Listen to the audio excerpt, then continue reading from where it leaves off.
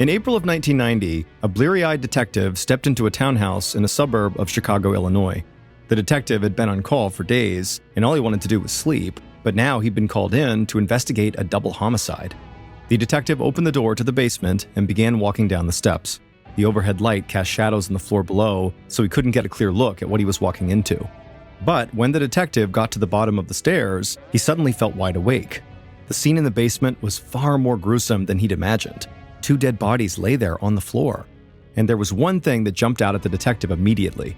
On a cardboard box sitting between the bodies, a heart and the letter U was scrawled in blood. The detective had no idea if one of the victims had left the message or if this was a scene staged by a deranged killer. And it would take him 6 months to get the answer he was looking for and to discover what really happened in that basement. But before we get into that story, if you're a fan of the strange, dark, and mysterious delivered in story format, then you've come to the right podcast because that's all we do, and we upload twice a week, once on Monday and once on Thursday. So if that's of interest to you, please gift the follow button a homemade wind chime made out of raw hot dogs.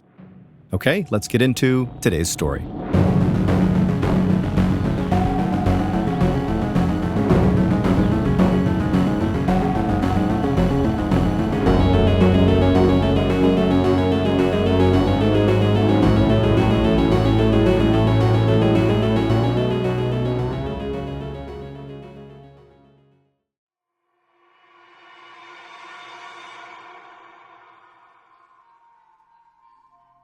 On the evening of April 7th, 1990, 25-year-old Nancy Langert looked at the cardboard boxes stacked up in the living room of her home in Winnetka, Illinois, trying to figure out what else she still had to pack.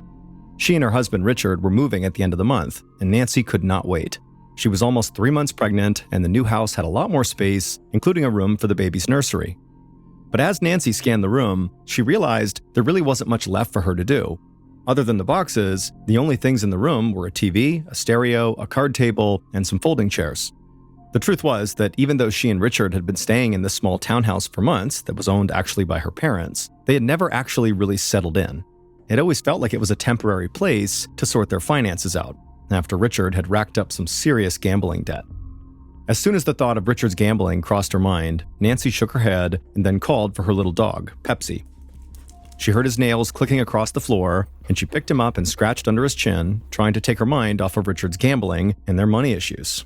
But it was no use. It was all she could think about.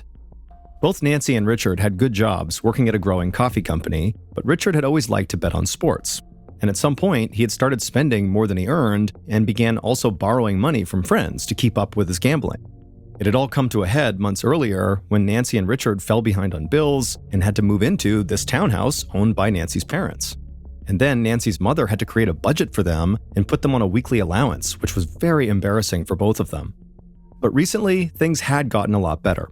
They'd paid down their debt, built up their savings again, and now they were about to move out of this temporary home. In fact, at this very moment, Nancy even had $500 in cash in her purse to deposit into her bank account. Nancy gave Pepsi a kiss and put him down on the floor, and she reminded herself to stay positive. Richard was trying hard to curb his spending, and other than his gambling issue, he really was a great husband.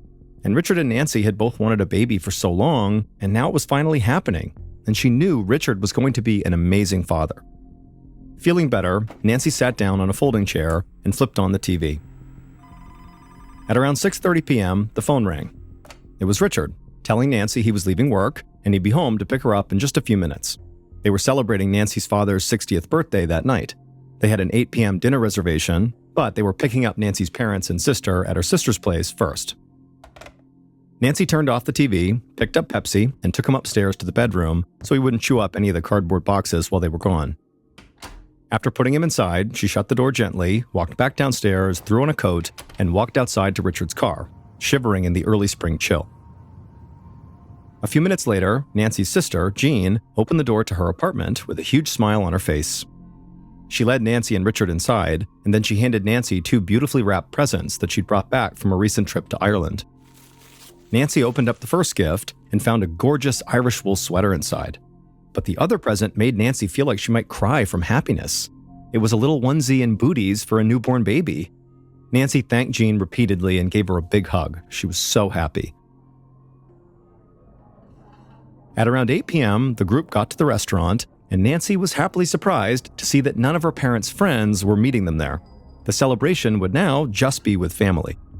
It wasn't that Nancy didn't like her parents' friends, though. Some of them had been around for so long that they actually felt like her own family, like her dad's work friend, Nick Biro, and his wife Joan, who she had totally expected to be there. But then there was this guy, Victor, who was one of her father's closest friends, but he was also rumored to be in the mob. Nancy didn't mind Victor, but Richard could not stand him, so his absence from the party was a relief. As the food started to arrive to their table, Nancy suddenly didn't feel well. Her pregnancy was giving her really bad nausea, and the smell of pasta and steak just set it off. But she didn't want to ruin the night for everyone, so she tried to hide the fact that she really just wanted to go throw up. However, she could see her mom looking over at her with a raised eyebrow from across the table, and Nancy forced a smile back. She knew she was not convincing her mother that she was doing okay, but her mother just went back to her lasagna without saying anything, in fear she might embarrass her daughter. After dinner, Nancy and the rest of her family all piled back into Richard's car so he could drive everybody home. He dropped Nancy's sister Jean off first, and when she got out, Jean gave Nancy a big hug and told her she would see her tomorrow at church. Then Richard dropped off Nancy's parents. However, Nancy's mother paused before getting out of the car. She said she noticed at dinner that Nancy was feeling sick and asked if maybe Nancy and Richard wanted to spend the night there, at her house. For a second, Nancy did consider it. Having your parents around if you're feeling sick is kind of like what everybody wants. But Richard was supposed to dog sit for a neighbor, and she wanted to sleep in her own bed, cuddled up with Pepsi, so she ultimately said, no thank you. Her parents then said goodnight, and then they walked into their house. On the drive back home, Richard and Nancy planned out the rest of their evening. Richard would walk the neighbor's dog, and then actually sleep over at the neighbor's house to keep the dog company. But first, Nancy and Richard would take their dog, Pepsi, for a walk together. They pulled up to their townhouse, and Richard walked around the car, opened up Nancy's door, and helped her outside. They smiled at each other, and he asked her how she was feeling, and Nancy said she still felt nauseous, but she was too happy about everything to let it bother her. Richard gave Nancy's shoulder a quick squeeze, and then they walked inside together. At 7 a.m. the next morning, Nancy's mother called her daughter to see if she was feeling any better. But Nancy didn't pick up, so her mom figured she must be sleeping in and hung up without leaving a message. She knew she would just see her daughter later at church anyway. However, when Nancy's mother got to church that day and took her seat in their regular pew, the bench beside her stayed empty for the entire service. Nancy's mom worried the entire time, so as soon as she got back home, she called her daughter again. And when Nancy still didn't answer, Nancy's father said he was going over to the townhouse to make sure everything was okay. Nancy's dad got to the townhouse just a few minutes later. He figured Nancy was just sick and sleeping, so he wasn't actually all that worried. He rang the bell, but nobody answered, so he took out his own key, unlocked the door, and stepped inside. The place felt oddly quiet, and no one responded when he called out. Then Nancy's dad saw his daughter's purse lying on the floor, surrounded by cash and credit cards, and so now he was worried. Suddenly, he heard a noise upstairs. It sounded like scratching on a door. So he ran out of the room, took the steps up 2 at a time, and then headed down the second-floor hallway to Nancy's bedroom, where the scratching sound was coming from. There, he opened up the door, and the little dog Pepsi came running out, and the stench of urine immediately hit Nancy's dad. Now he was really starting to panic. He knew his daughter would never lock her precious dog in a room long enough for the dog to have to urinate all over the ground. He turned and ran back downstairs, now screaming his daughter's name, but still he didn't get an answer. He knew there was only one place he hadn't checked yet, the basement. Nancy's father ran to the top of the basement stairs. The basement light was on, but all he could see when he looked downstairs were shadowy shapes below, which he assumed must be their moving boxes. But as he slowly walked down the stairs and the shapes came into view, he gasped. They weren't boxes. They were the bodies of his pregnant daughter and his son-in-law. They were both covered in blood. Nancy was still wearing her clothes from the night before, and her eyes were wide open. For a moment, Nancy's father simply froze, unable to process what he was seeing. Then he leapt down the remaining stairs to his daughter's side and grabbed her hand, but it was freezing cold. He sprinted back up the stairs and he dialed 911.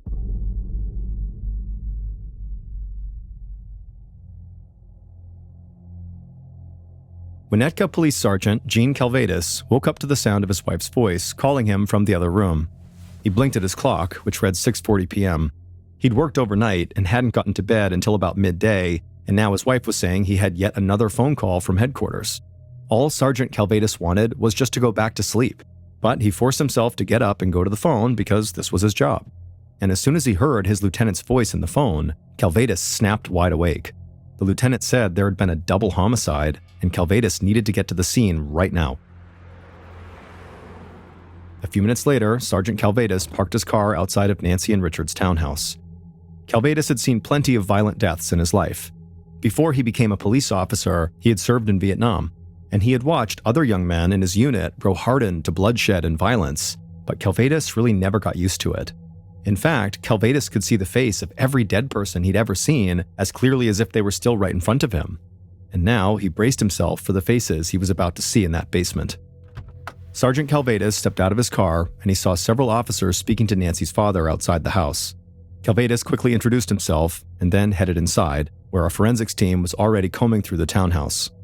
One of the forensics officers came over to Calvados. He said the double homicide had taken place in the basement, but before Calvados went downstairs, he wanted to show the detective 3 pieces of evidence they'd found on the first floor.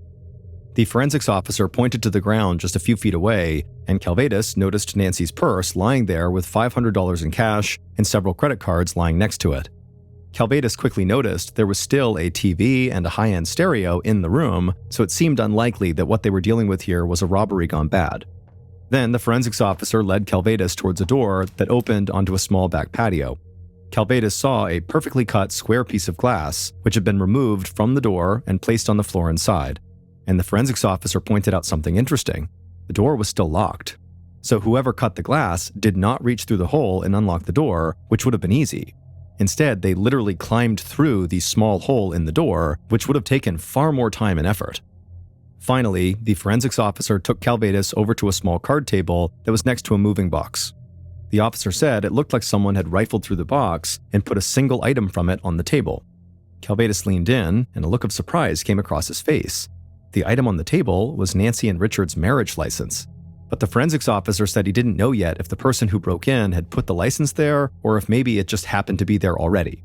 Calvados thanked the officer, and then after taking a deep breath, he headed to the basement, hoping things would start to get a bit clearer down there. Calvados walked down the steps slowly, and as the scene came into view, he couldn't help but wince. Richard had been handcuffed and shot in the back of the head. It looked like he had probably died instantly. Nancy, though, was not handcuffed, and her death had clearly been slow. She was shot twice in her side and in her abdomen, and there was blood smeared all around her body, like she had crawled or rolled in the blood after being wounded, and her eyes were still open, frozen in her final moment. Calvados also saw an axe on the floor between Richard and Nancy, and he wondered how that figured into the crime if the killer had a gun. Had the couple tried to fight back with it? He didn't know. Then something else caught Sergeant Calvados' attention. On a moving box between the bodies, a small heart and the letter U were scrawled in blood. Calvados crouched down and saw blood on one of Nancy's fingertips, so he wondered if she had left this message or if the killer had staged it to look that way. Regardless of the answer, Calvados realized whoever killed Nancy and Richard had not acted in the heat of the moment. The handcuffs and the execution-style shooting of Richard proved that. And that execution-style shooting made Calvados wonder if the murders had been carried out by a professional hitman. The cut glass in the patio door could also support that theory because it suggested a very high level of planning. But Calvados stood there and just shook his head, like he was arguing with himself. Removing the glass in the door seemed like something a professional would do, but then why would the professional killer squeeze through the small hole in the door instead of just reaching in and unlocking the door? Also, Richard's murder seemed like a cold-blooded, very efficient assassination, whereas Nancy's murder seemed sloppy. She clearly lived long enough to roll or crawl through the blood on the floor, and she might have lived long enough to even write that message on the moving box. So in a way, Calvados felt like he was almost looking at 2 different crime scenes at once, one crime scene for Richard and one crime scene for Nancy. Calvados suddenly felt a tap on his shoulder. It was one of the officers who'd been talking to Nancy's dad. The officer told Calvados he had very important information. Nancy had been pregnant. Calvados' heart sank. He knew the look on Nancy's face would stay with him for a very long time. Later that day, as officers met with Nancy and Richard's neighbors, the chief of police decided to form a task force to investigate the double murder. He said he would ask for help from detectives from surrounding suburbs, but he wanted Sergeant Calvados to lead the team. Calvados knew this was going to be the biggest challenge of his career.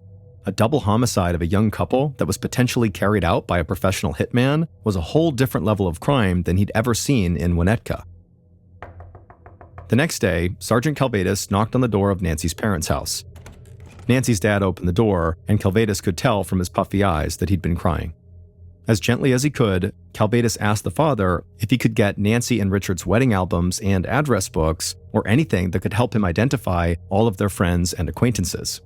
Nancy's father just nodded, looking shell-shocked, and invited the sergeant to come inside while he looked. Calvados stepped inside and then sat down on the couch, and Nancy's mother came in. She also had a vacant stare on her face, almost like she literally couldn't process what had happened. Still, almost on autopilot, she politely offered him some coffee, which Calvados said no thank you to. Then, Calvados told her that he was the one leading this investigation, and he really needed her to think as hard as she could about all the people in her daughter's life. Did she know anyone who might want to hurt Nancy or Richard? But Nancy's mother shook her head and said no. And as Nancy's father came in with the things the sergeant had asked for, he also said the same thing. Nancy and Richard were wonderful people with a big supportive group of friends.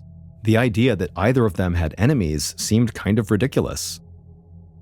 On Tuesday, April 10th, so 3 days after the murders, Nancy and Richard's bosses at the coffee company offered a $10,000 reward for information in the case, and also Nancy's parents matched it. And so tips about Nancy and Richard began to pour in. Phones at police headquarters rang constantly, and before long, the task force was totally inundated. And as Sergeant Calvados sifted through all this new information they were getting, a new and much more complicated picture of the murdered couple began to emerge. A few tipsters alerted the sergeant to Richard's gambling debts, and the fact that he very likely owed people money because of his gambling problem.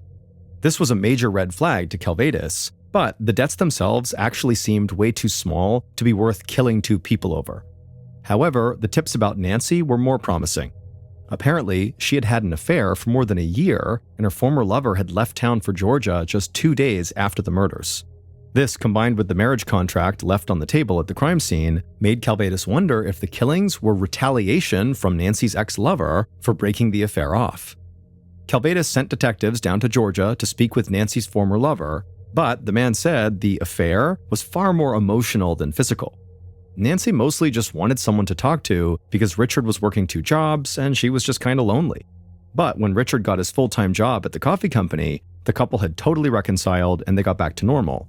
And so this ex-lover said at that point, he also had been ready to move on. And so even though the move to Georgia came so close to the murders, it had actually been planned out for weeks. Calvados wasn't quite prepared to rule this man out quite yet, but he was already finding this case very frustrating. Everything from the conflicting evidence at the crime scene where, one murder is well planned and the other seems sloppy, and, the glass, why did you climb through and not unlock it by reaching through, to the contradictory stories about the victims seemed to pull him in very different directions. Meanwhile, rumors of hitmen and criminal syndicates began flying all over town. There was a bike path that ran behind Nancy and Richard's house, leading basically all the way to Chicago, and residents became convinced that a Chicago mobster must have been the killer, and they must have used that path to travel in and out sight unseen. Calvados did not necessarily buy that, but he got a tip that a close friend of Nancy's father, a man named Victor, supposedly had ties to the mafia. So Calvados began digging. However, he struggled to find anything useful. At least on the surface, Victor looked like an upstanding businessman. So Calvados was not any closer to nailing down a primary suspect.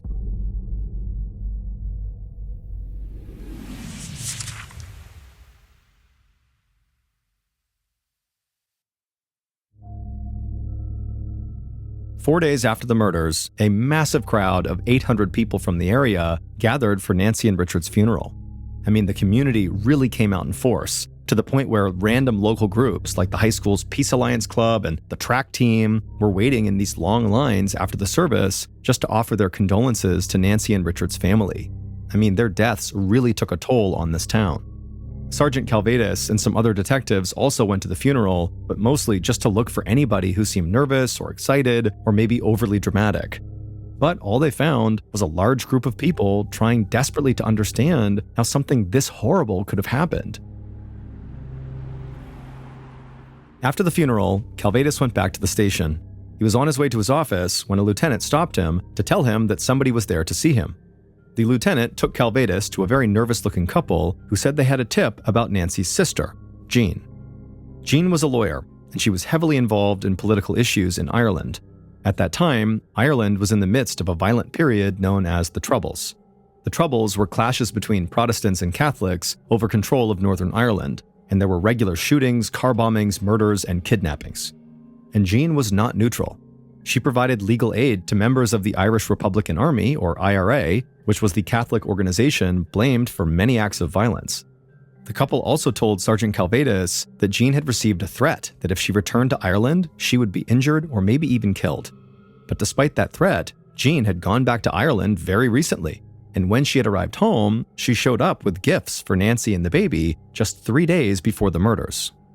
The sergeant listened quietly, but inside, he was practically jumping out of his skin. This was the best lead he'd gotten so far. Maybe, he thought, somebody was hired to kill Jean, but killed Nancy and her husband by mistake. Or maybe they killed Nancy on purpose just to hurt Jean.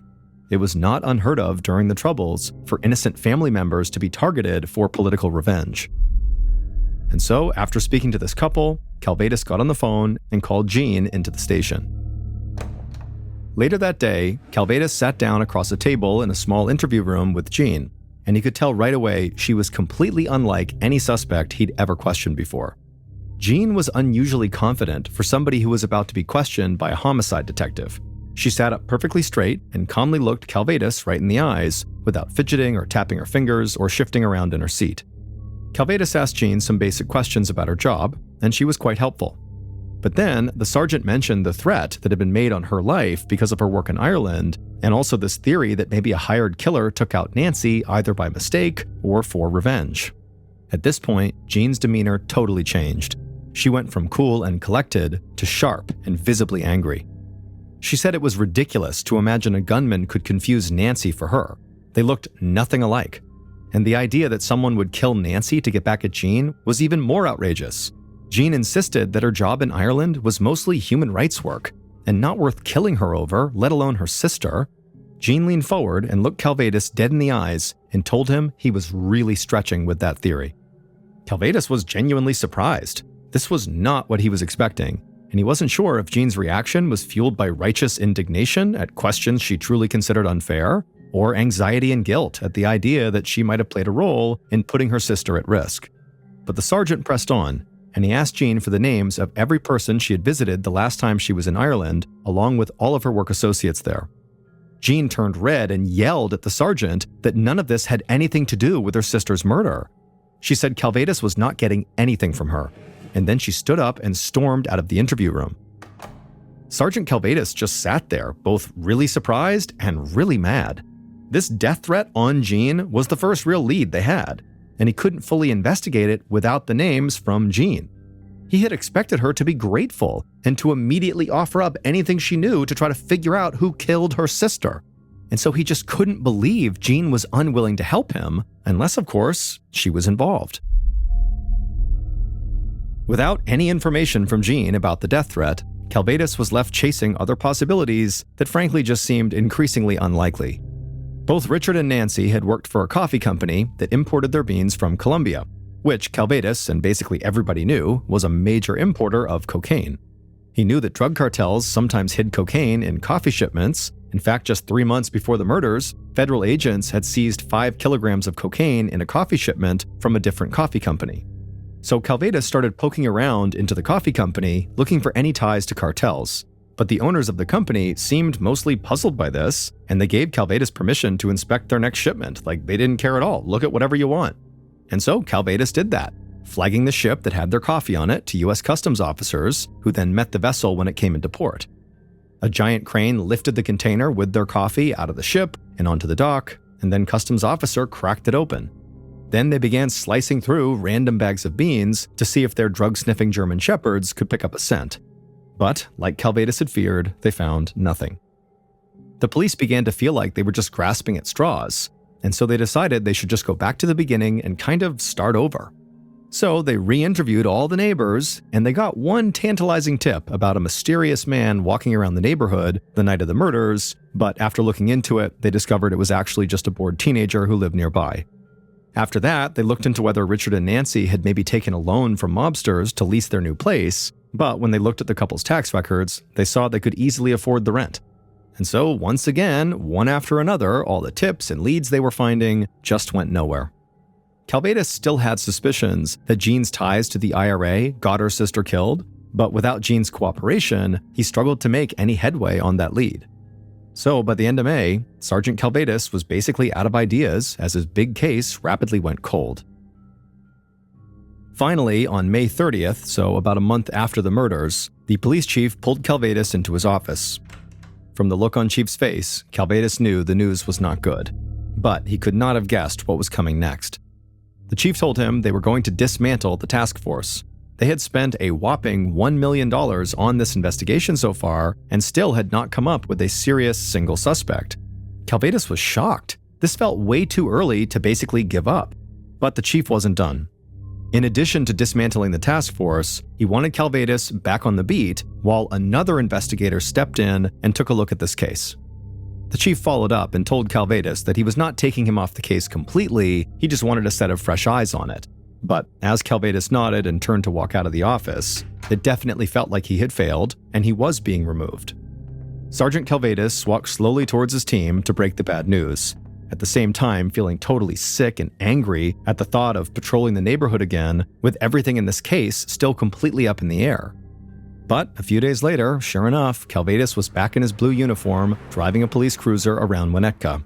He figured his days as a detective were likely over. 6 months passed with no progress at all in the Langert case. Sergeant Calvados focused on working his beat, but at the same time, he just felt so distracted because all he felt was regret that he had not been able to find the killer. But then, on October 4th, Sergeant Calvados was home sleeping when his wife woke him up telling him that work was calling, just like she had done on the day of the murder.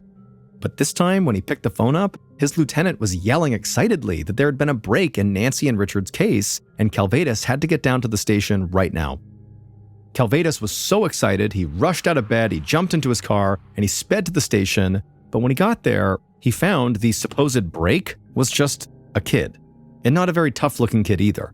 It was a skinny high school senior who had arrived at the station with his girlfriend for moral support, asking about the witness protection program. Calvados had to keep himself from rolling his eyes. He wondered what this kid could possibly know about a brutal double homicide. And at first, when the kid began talking, his story, predictably, sounded unbelievable. The kid said he somehow knew the killer, and the killer had supposedly confessed everything to him in unbelievable detail. But as he began walking Calvados and the other detectives through what he knew, Calvados realized this kid was telling the truth. The teenager knew details of the crime that had never been made public, like how many shots were fired and the fact that the marriage contract was on the table. But beyond individual details, the teenager's story explained all the strange contradictions that Calvados had struggled with since the beginning of the case. Richard was killed quickly and efficiently, but Nancy's murder was messy and slow.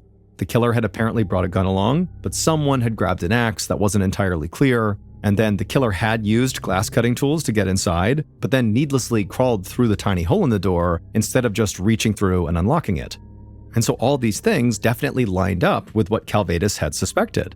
Calvados had never been able to figure out if the killer was a professional hitman or a sloppy amateur, but now, as the sergeant listened to this kid talk, it seemed like the killer might have been a little bit of both.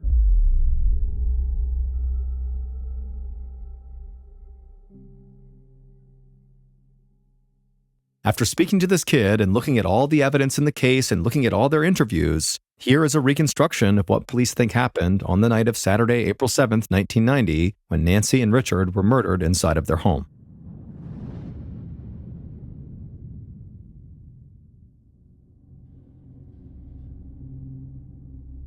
The killer arrived at Nancy and Richard's townhouse while the couple was out to dinner. The killer had been preparing for this moment for months. They approached the patio door from the path that ran behind the house. They didn't even bother trying the doorknob. Instead, they pulled out a glass cutter to remove a section of the sliding patio doors. And then once the cuts were made, they stuck some very sticky tape to the front of the glass piece and then pulled it out silently, just like they had been practicing. Then, once it was out, instead of reaching through and opening the door, the killer crawled into the house through the hole and then waited. But they had no idea how long it would be before Nancy and Richard came home, and as the minutes turned to hours, the killer began to get restless. And so they just started wandering around the house sort of aimlessly, rifling through random boxes that were sitting around. and it was there that the killer found Nancy and Richard's marriage contract. They began to read it, but it was mostly legal jargon, so they just placed it on the card table near the box they dug it out of. But the longer the killer waited for Nancy and Richard to come home, the more impatient they got, and the more nervous. And so they ultimately just turned on a light and then sat on a chair in the shadows with their gun on their lap. They had a hood pulled down low, but they thought the light shining from behind them would help hide their face even more. Then finally, sometime after 11 p.m., the killer heard voices and then the key in the door.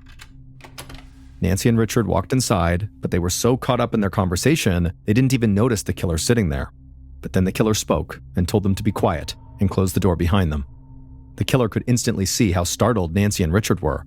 The killer then raised their gun, and Nancy and Richard's surprise quickly turned to fear. The killer loved it. The killer demanded Nancy hand over her purse. She said she didn't have any money, but the killer demanded the purse again, and so Nancy threw it to the killer.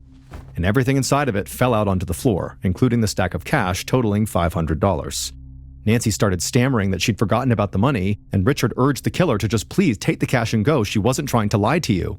But the killer, who acted totally offended at the idea that they were hiding things from him, was not actually here for their money. They didn't care. The killer, still aiming their gun at Nancy and Richard, reached into their pocket to pull out handcuffs. But as they fished around in their pocket, they began to curse. In their excitement about this night, they'd only brought one pair of handcuffs, not the two they actually needed.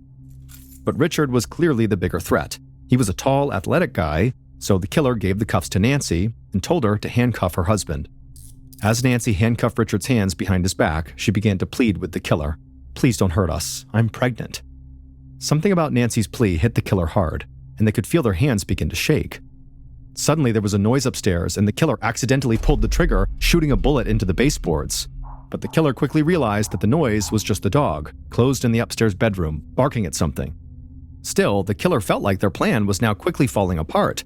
Things were already going so wrong. The killer started to lose their nerve, and they thought about sparing Nancy and Richard. So the killer told the couple to go to the basement, and then once they were down there, the killer would lock the door and just leave. And so the killer directed Nancy and Richard to the basement stairs at gunpoint, and no one said a word. But as Nancy and Richard descended the stairs and then reached the bottom of the stairs, Nancy suddenly turned around and looked at the killer. And the killer knew from her surprised look on her face that she had seen the killer's face. The light was better down there, and the hood did not disguise the killer enough. The killer knew Nancy would be able to identify them. And so now the killer had a choice to make. Let them live and face the consequences, or follow through with the plan. But before the killer could decide, Richard made a desperate move. With all his strength, he snapped the cheap handcuffs, jumped at the killer, and smashed his own head against the killer's head. Almost instinctively, the killer just fired the gun, and it hit Richard right in the back of his head. Richard crumpled to the floor. Nancy rushed to his side, screaming, then looked back at the killer, whose gun was still raised. Nancy shouted, "Not again, no!" and covered her face as the killer took a shot at her. The killer turned and ran up the stairs, but as they got to the top, they looked back. Nancy was still alive and moving. The bullet had only hit her in the elbow. The killer knew at this point they had already come this far, they had to go back. So the killer raised their gun again and pulled the trigger one more time. The bullet hit Nancy and lodged in her pregnant stomach. She collapsed to the floor, and the killer turned and ran out of the basement. But after the killer left, Nancy was still alive. Barely. She tried to climb up the stairs, but it was a struggle. The coat she was wearing was quickly filling with blood, weighing her down. And so with an enormous effort, she managed to pull off her jacket, but as she looked up the stairs, she knew it was just too much. She would never get up there. So Nancy turned and dragged herself over to the basement shelves and grabbed the nearest thing she could reach, the axe. And then with the axe, she banged on the shelf, hoping that the noise would get somebody's attention, but nobody came to the rescue. And so with her last bit of strength, Nancy dropped the axe, dipped her finger in her own blood, dragged herself over to a moving box on the floor, and drew a heart and the letter U. She looked at Richard, hoping maybe there was a small chance he would live and see her final message. "I love you." And then Nancy took her final breath.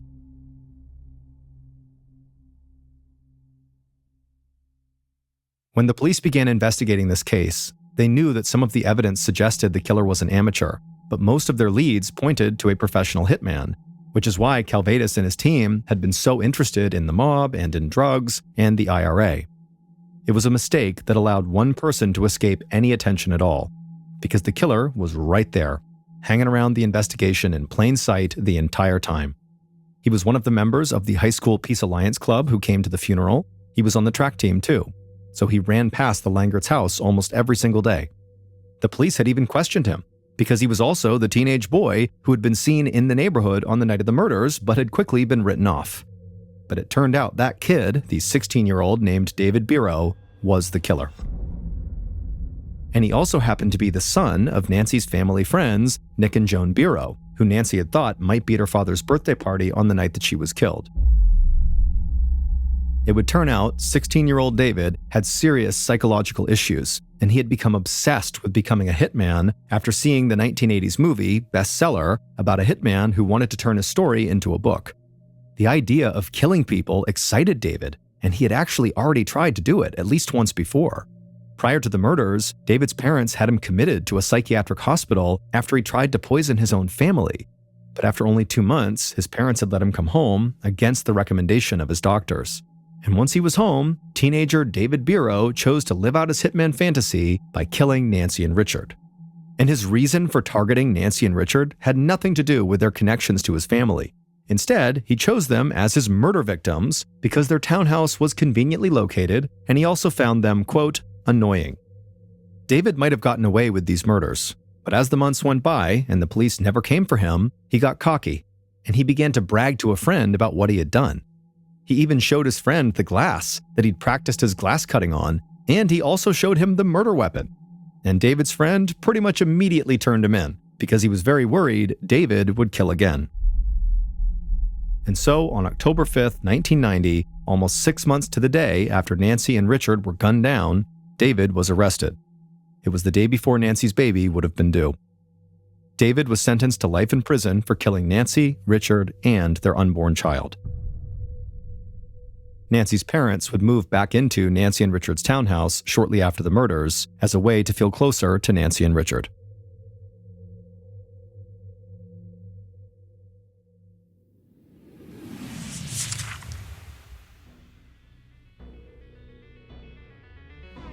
Thank you for listening to the Mr. Ballen Podcast. If you enjoyed today's stories and you're looking for more strange, dark, and mysterious content, be sure to check out all of our studio's podcasts. They are this one, of course, Mr. Ballen Podcast, and we also have Mr. Ballen's Medical Mysteries, we have Bedtime Stories, and also Run Fool. To find those other podcasts, all you have to do is search for Ballen Studios wherever you listen to your podcasts. To watch hundreds more stories just like the ones you heard today, head over to our YouTube channel, which is just called Mr. Ballen. So that's going to do it. I really appreciate your support. Until next time, see ya.